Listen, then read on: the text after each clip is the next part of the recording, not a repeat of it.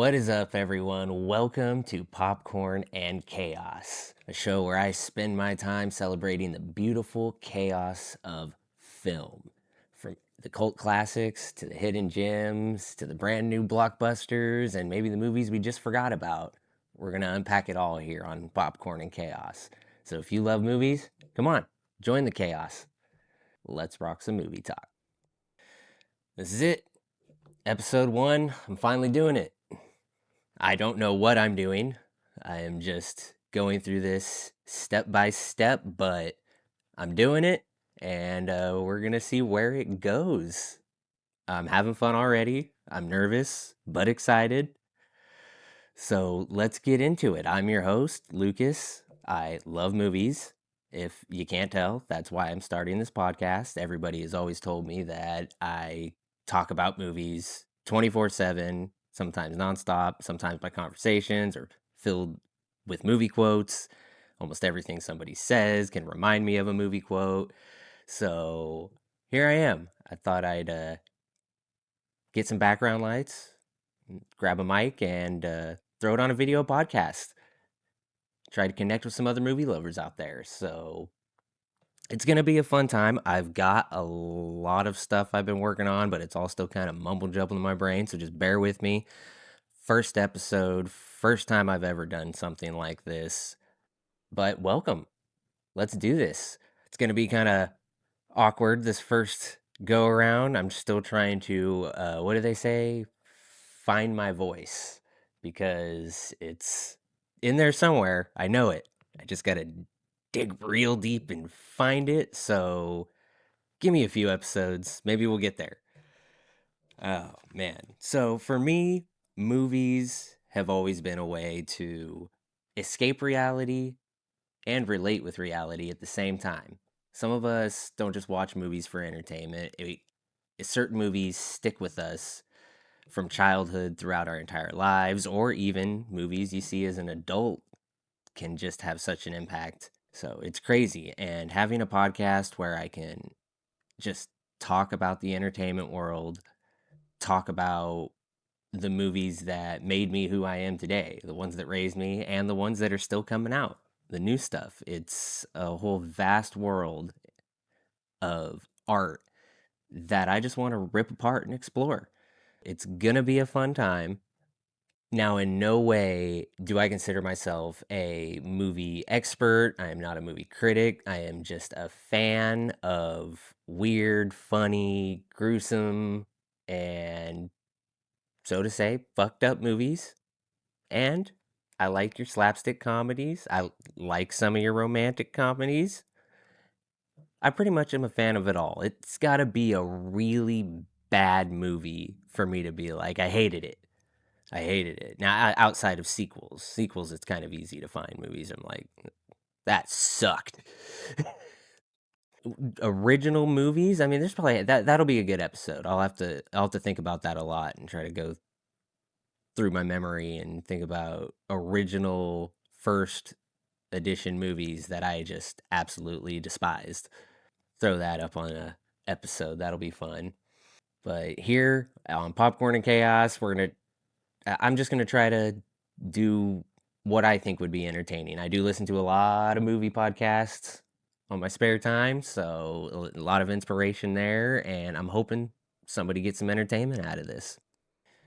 All right, so for this first episode, I thought I'd keep it pretty simple and just go with giving 5 movies that I feel are unforgettable and ones that really describe my broad taste in film.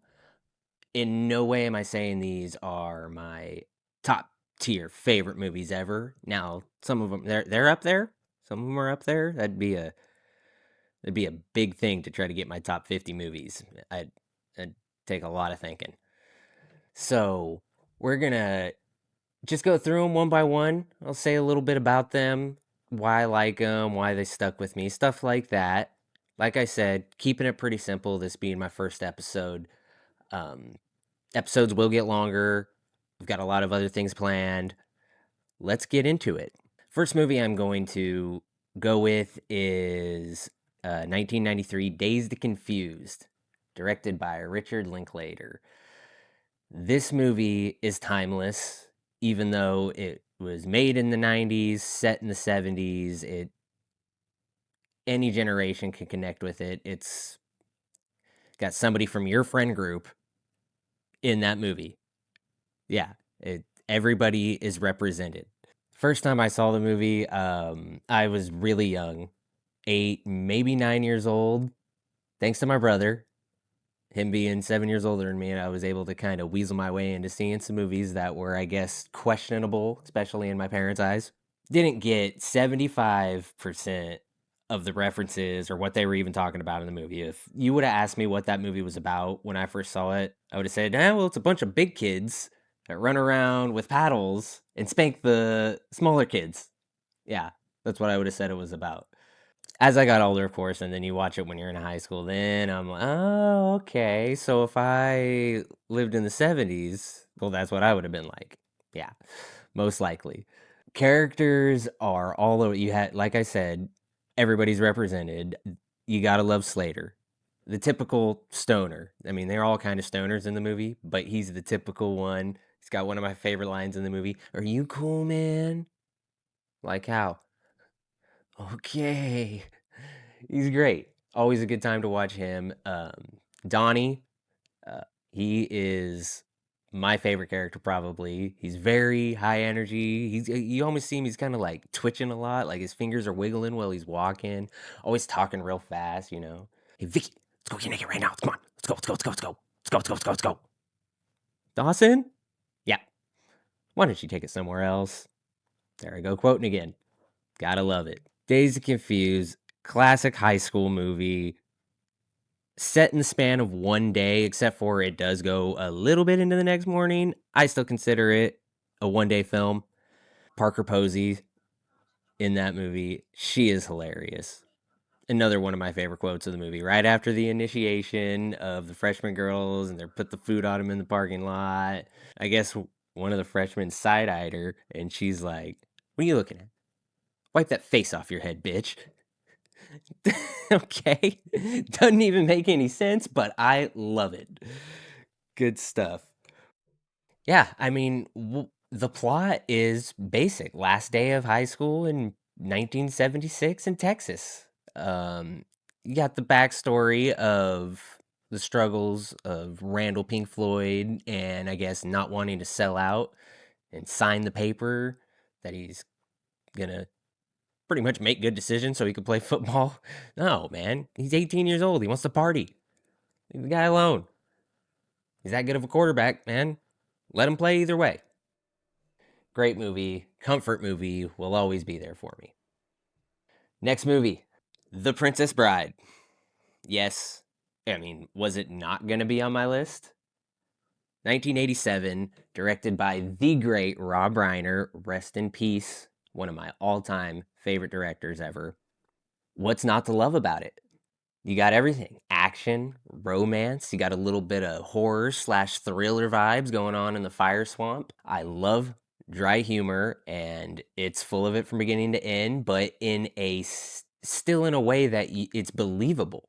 It's a classic film. I love it. You got little Fred Savage, got Carrie Elwes. You know, he is great as Wesley. I actually have a ball python, a snake named after Princess Buttercup. She's a sweetheart. Don't even remember the first time I saw this movie. My parents probably bought it before I was born, maybe when I was real little. It was 87. I was born in 89. So it's a movie that's just kind of always been there for me. As a kid, throw it on, watch it. Maybe a week, maybe a month goes by. Hey, watch it again.